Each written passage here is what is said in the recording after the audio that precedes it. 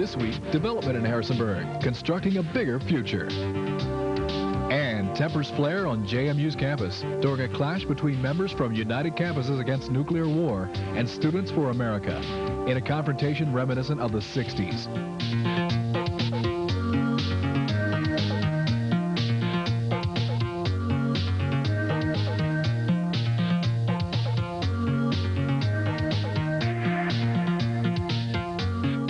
From the Television Production Center on the campus of James Madison University, this is JMU Today.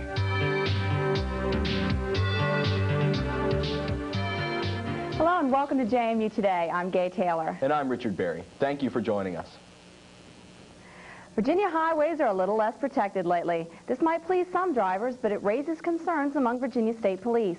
The concern is based on the fact that the State Police Department is understaffed and has been trying hard to find new recruits during the past year. Officials say that the understaffing becomes a massive problem during holiday weekends, when the number of drivers as well as accidents increases. They hope to solve the problem by asking motorists to follow the speed limits, drive defensively, and practice caution. Only 1,000 state troopers patrol nearly 50,000 miles of Virginia highways. Over the past year, the Virginia General Assembly has approved less than 100 new positions. A study released in August shows that they are in need of 200 new troopers. However, new positions won't be added until 1989. Before the election in November, the vice presidential candidates have different goals to achieve in their campaigns.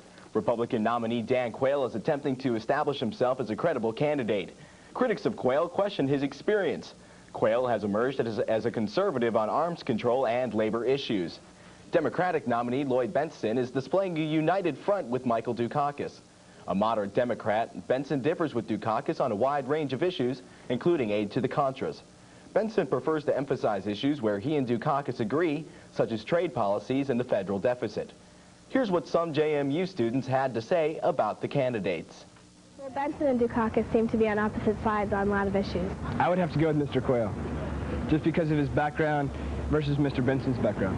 I know that I'm going to go ahead and vote for Benson and Dukakis, and I think that Benson is a little more conservative than I like, but I know that he worked a lot for the civil rights movement, promoting it, and for that reason I think that he's got to have some good liberal qualities in him as well. Barely 1 month separates us from Election 88. This election year, like any, many JMU students will need a postal stamp to exercise their democratic right. Absentee ballots are needed if you've already registered in your home precinct, but currently reside in Rockingham community. Applications for absentee ballots are available at the County Registrar's Office, located in Harrisonburg's Court Square.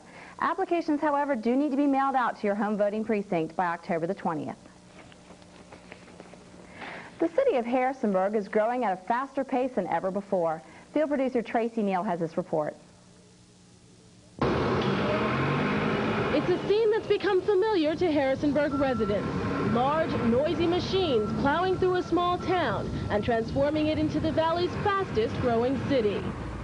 Over the past 4 years, nearly 25 major developments have been constructed, all within 17 miles that make up the city limits.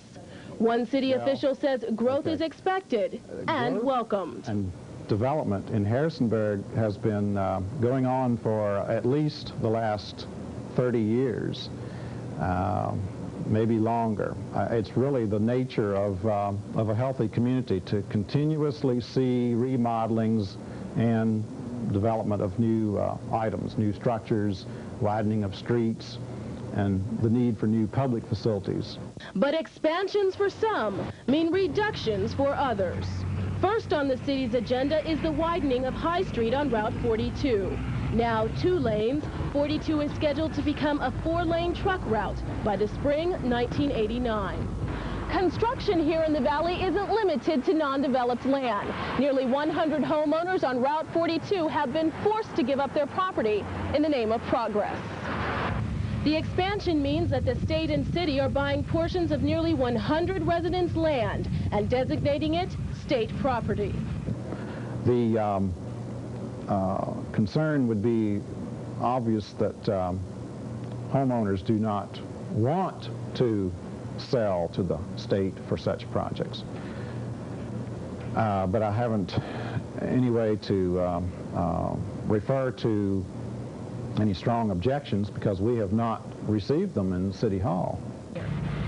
I've been there about 2 years. From what I can gather, they're just widening the road, going to make it a 4-lane or 2 more lanes. Looks like they're coming right up to our front steps, that's all I know. To date, High Street residents have chosen not to seek an injunction. But one resident who wishes not to be identified says the expansion causes problems for the neighborhood. And it's kind of hard. We've really struggled with it. We know it needs to be done, but it's hard to accept. The problem facing most residents is increased usage, means more noise and more pollution. These trees have been here 50 years, and it's difficult to lose the beauty of them as well as the protection from all of the pollution. Since January 1983, the city of Harrisonburg has tripled in size, making it the 5th fastest growing city in the state. This growth includes a middle school, a modern business district, and the city's first golf course. And although it might not be the next metropolitan hotspot, if city planners have their way, maybe one day. In Harrisonburg, Tracy Neal, JMU Today. Rick, I can't believe how much Harrisonburg has grown just in the last 3 years since you and I have both been at Madison, especially with all the expansion going on behind Valley Mall. A lot of people have remarked to me that the Harrisonburg of now is a lot like the Fairfax County 20 years ago, and I wonder if Harrisonburg is going to turn into another bedroom community like Northern Virginia. I do too. Well, we'll be back in just a few moments with a look at desktop publishing, so stay with us.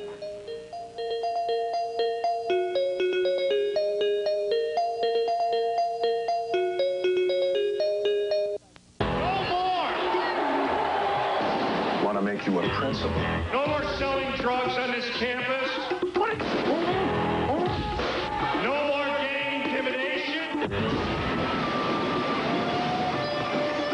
This school here is my school.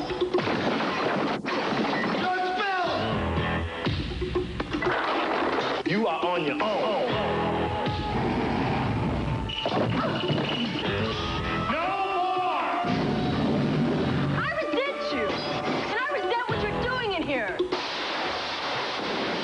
Only turn out. You gotta live with me, and I gotta live with you. Man, do you know where you are? No! Garbage never leaves the dump. Good morning, Mr. Latimer.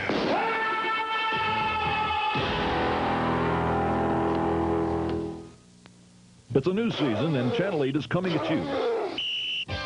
Join us as we gear up for a new season of hard-hitting, action-packed college football with the University of Virginia Cavaliers and the University of Tennessee Volunteers. Both teams look to be strong for the 1988-89 season with high aspirations for bowl bids. So catch the University of Virginia Coaches Show with George Welsh, Wednesdays at 11:30 p.m. and the University of Tennessee Football Show with Johnny Majors, Fridays at 11 p.m. on Fairfax's own Channel 8. For an exciting evening, Rent Top event. The subject is an assassin. I removed the liabilities, and I provided some of the assets. The author is a cop. Hey, stay back! This is a police emergency! They need each other more than they can trust each other.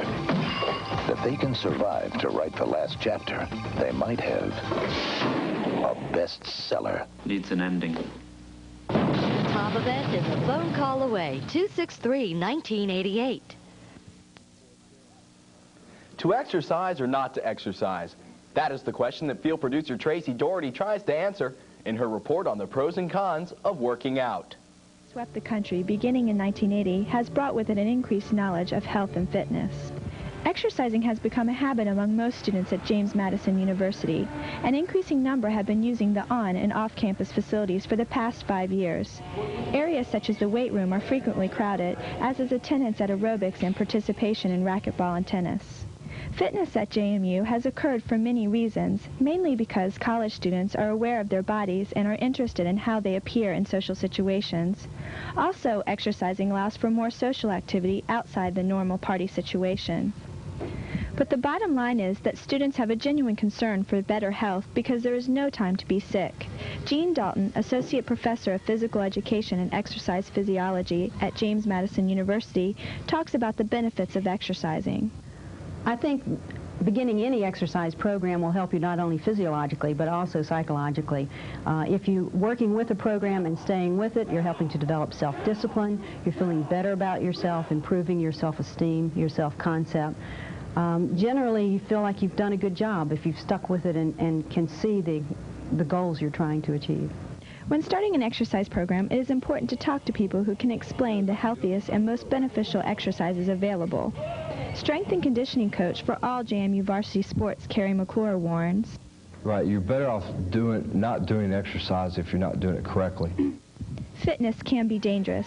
In fact, exercise has become an obsession, especially with college females. Jean Bronk from the Valley Wellness Center in Harrisonburg talks about this obsessive nature. One statistic that I've heard recently is that 80% of college-age students who have participated in some kind of competitive sport will become either anorexic or have some real addictive behavior associated with exercise. When beginning an exercise program, there are 4 fitness components to keep in mind. You need to make sure that you're including some cardiovascular work. It's also important to make sure you have a level of strength in the major muscle groups. Flexibility is another component that's important. And the concept of body composition or body fat percentage is another thing you might want to look at. So you don't want to try to gear in on one particular program or another, but try to get an overall fitness level for general conditioning. Exercising is something everyone can do at any location. It takes only a small time investment to improve your body and confidence, relieve stress, and increase your energy level. Assuming you are a normal, healthy, college-age student, you'll want to start an exercise program at a low level and build up. For JMU Today, I'm Tracy Doherty. As more and more people use personal computers, they are discovering its potential as a publishing tool. Field producer Robert Landry filed this report on desktop publishing. Personal computers. In the past decade, they've become an important tool for most people. An emerging benefit of PCs is in designing layouts for brochures, newspapers, and other documents. Desktop publishing, as it's called, can be done without the aid of an outside publisher and makes printing up your own documents quicker and less expensive. Professor Bill Kimsey teaches public relations at JMU. He likes the flexibility allowed with the various publishing programs. 2 qualities that I see in this is efficiency and control. What used to take me several hours can now be done in a matter of minutes. And again, the other part of it is that there are less people involved, less steps involved in this, and which again gives me control. Using a program called Ready, Set, Go, Professor Kimsey helps students in his class design a public relations brochure. Again, I couldn't imagine a person going into public relations not knowing how to write, to think with McWrite, McDraw, and Ready, Set, Go. As well as public relations, desktop publishing is being put to use in journalism. JMU's student newspaper, The Breeze, is no exception. I know it's a lot quicker. It's a lot quicker, the printing process. And we get out of here at 10 now instead of 1, 2 in the morning like it used to be. The Macintosh programs, such as McWrite, McPaint, and McDraw, are the standard for now, but many others are either on the market or will be soon as desktop publishing gains popularity. For JMU Today, I'm Rob Landry. I just recently learned to use personal computers myself just in the last year, and I can't tell you how much easier it is for me to do my own papers and assignments on one. I've been using a computer since I was a young kid, and I learned how to use a Macintosh this year, and I'm really surprised at how easy it is. And they have a lot of impressive features on all of them. Well, we'll be right back after this with a story on a controversy that hit JMU last week involved with the peace symbol demonstration on the quad. We'll be right back after this break.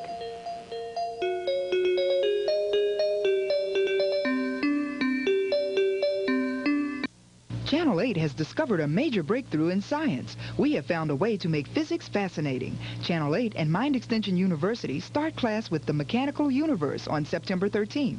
Geared for non-science majors, this show uses close-up photography and historical reenactments to visually explain science basics. Courses run Tuesdays at 4 p.m. and repeat Thursdays at 3 p.m. Call 1-800-777-MIND for registration and tuition. Enjoy the Mechanical Universe on Channel 8. American Movie Classics presents Adventure. The thrills of swordplay, the spills of horseplay, the danger of gunplay, the excitement of foul play. Holy Jupiter, this is dynamite. Count on us to cut to the chase and bring you action every step of the way. Gary Cooper couldn't have done it any better. And it's always non-stop with no commercial interruptions. Sold! Live an adventure on American Movie Classics. When UCAM staged a peace demonstration last week on the quad, they got a little more than they bargained for. Field producer Amy Maxwell has this report. The JMU chapter of United Campuses Against Nuclear War has been on campus for about 3 years. Its purpose? To educate the JMU community about defense spending and the possibility of nuclear disarmament. UCAM member Jennifer Rigger says that conventional weaponry is a preferable defense. I want people to understand that we can be for a strong defense without wanting a nuclear defense. Recently, UCAM's president, Michelle Davis, organized a peace awareness demonstration. UCAM decided to make a human peace sign on the quad at James Madison University to show our unity and to show that peace comes from the foundation of people. But what started off as a single attempt to send a message of peace ended in a 48-hour conflict between UCAM and an opposing political activist group, Students for America. Though both groups stand for peace, they disagree on how to achieve it. Students for America's executive director, Chuck Broughton, says that his group also rallied in the name of peace. We wanted to show that yes, everybody supports world peace, but that there are different people have different views of how to accomplish that peace, and frankly, we didn't think that UCAM had any teeth, shall we say, to back up their view of how to accomplish world peace. Students for America members circled UCAM's peace sign with a bullhorn, water balloons, and umbrellas. Their decision to rally at the same time as UCAM was unclear to many members. SFA's National Field Director, George Uribe, says that they did not intend to disrupt UCAM. Yesterday's event was not to break up their demonstration, but simply to join them in an effort of peace, but we believe that we support peace through strength. And for that reason, we symbolically brought umbrellas and balloons upon ourselves. George Uribe is a salaried member of the national organization, but a local member of SFA seems to contradict Uribe, stating that they planned a counter-demonstration after learning of UCAM's plans. Yes, one of the goals of Students for America is, I'd say, to stir things up and get rid of the apathy on campus. We just staged our own counter-demonstration right next to them, which we had the perfect right to do. Ill feelings were still evident the following day when Students for America held a pro-life rally. I think that the events of yesterday were absolutely deplorable. I think they've somehow overstepped their bounds, and something needs to be done to help them to understand that they don't have the right to, you know, push their views off on other people. But despite these negative feelings, some students see positive outgrowths of this conflict. Education program. This is a great opportunity for JMU. This is finally our opportunity to become politically aware here in the Valley. I'd like to see other groups of other political philosophies, as often as they want, to come onto this campus and to espouse their political views. In our society must be punished. In spite of the efforts of various JMU media to cover the controversy objectively, Uribe seems to feel that the media has a liberal bias. I believe that many times in college campuses, to include JMU and to include CBS, such as slimes like Dan Rather, there is a liberal bias. For JMU Today, I'm Amy Maxwell. One interesting aspect about this demonstration on the Quad Gay was that SFA was never really supposed to be there in the first place. Most student groups on campus, in fact, all of them do need to register any protest that they have with student activities. Yeah, if they had been caught, SFA people had been caught on the Quad, they could have been arrested and kicked out of school. They sure could have, and that's a big obstacle. Well, we'll be back in just a few minutes with a look at sports and Nicole Deskin, so please stay with us.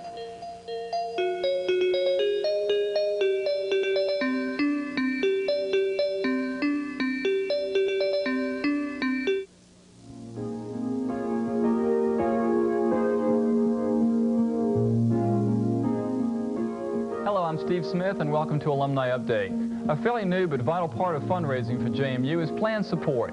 Plan support involves the entire arena of planned gifts, such as bequest programs, trust arrangements, life income agreements, and financial assistance to JMU. Don Moore explains. That's a primary emphasis of our program, is to provide a service to friends and alumni of James Madison University to attempt to meet their financial planning needs, as well as some of the future financial needs for the university. I think it's an opportunity for them to assist James Madison University in a very meaningful way. We look at plan support as a service that we're offering to alumni and friends of the university, and again, whether or not they're inclined to make a gift through that process, we certainly hope that they will, but whether or not they do that, it's information that they can utilize for the rest of their lives. All too often we put off planning an estate when in fact it could be one of the most important decisions we make. If you'd like to receive more information about a plan support, please contact Don Moore, Director of Plan Support and Special Gifts, University Advancement, JMU. Thanks for joining us, and we'll see you next week. And now we have Nicole Deskins with us in sports. And Nicole, it seems like the men's swim team lost quite a bit of talent last semester. Yeah, they did. They lost a lot of talent, but they also gained a lot of new recruits, and I think they'll fill in the spots pretty well this year. I don't think they'll get any worse. JMU's swim team will face many obstacles in 1988. Dealing with the emotional loss of former teammate Steve Miller will be the biggest obstacle of all. At the request of his mother, a memorial fund is in its developing stage. JMU's Dean Ellers will assign a special committee to the fund. It has not been decided what qualifications the recipient of the fund will have to meet, but we will keep you updated as the fund progresses.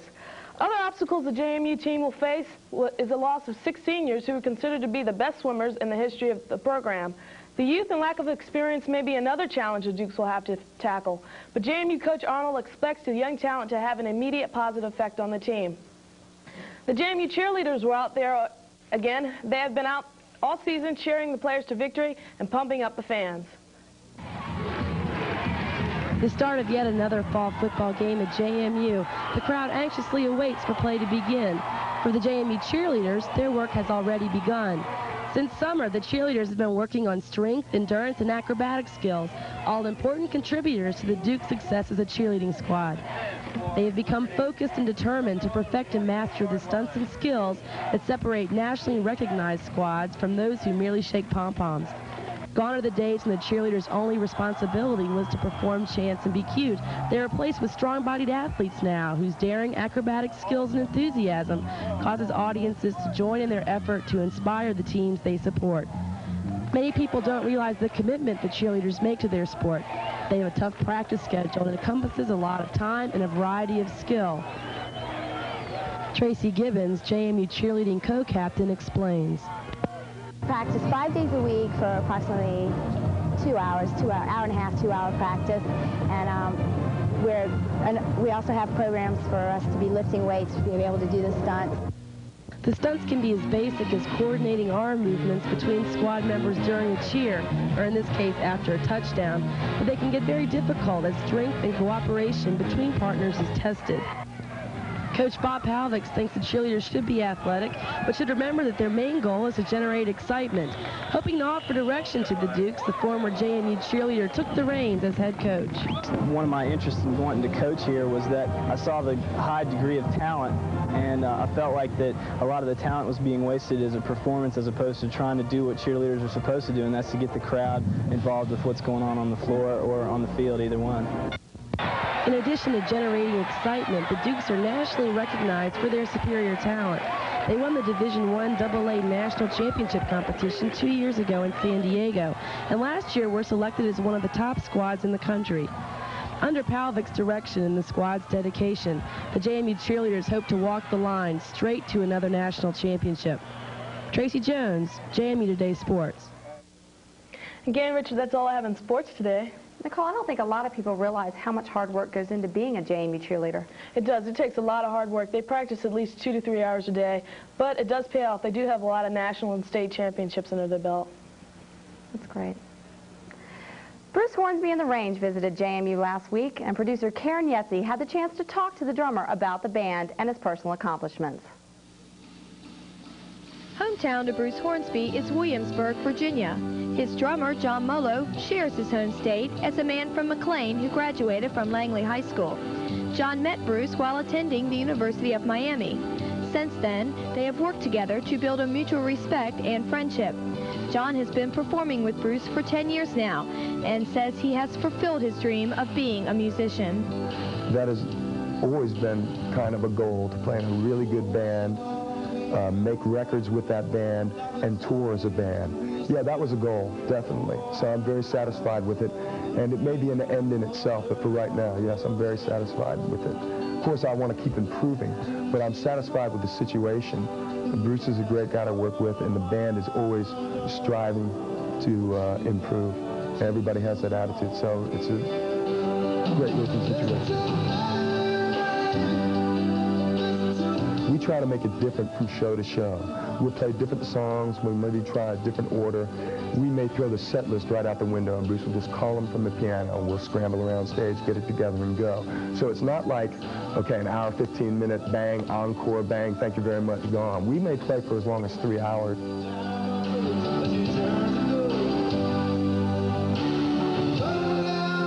Yeah, that's right. I'm out here having a ball with Bruce.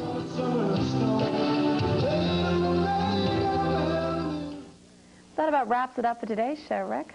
Thank you all for joining us. Don't forget to keep watching us in Fairfax County on Media General, Monday nights on Channel 8 at 8:30.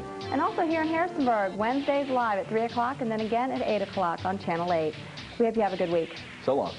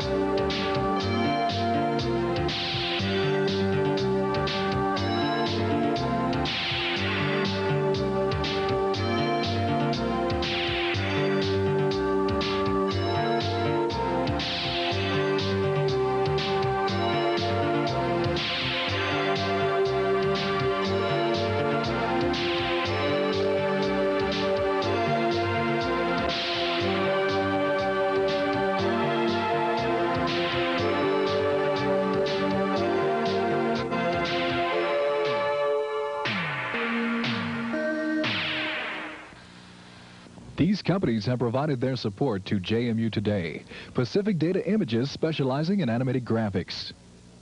Showalter Signs and Silk Screening in Luray, the neon sign company for the Shenandoah Valley. And Virginia Broadcasting's WVIR-TV, Channel 29, Charlotte. World of Charlotte's Web. You'll also find the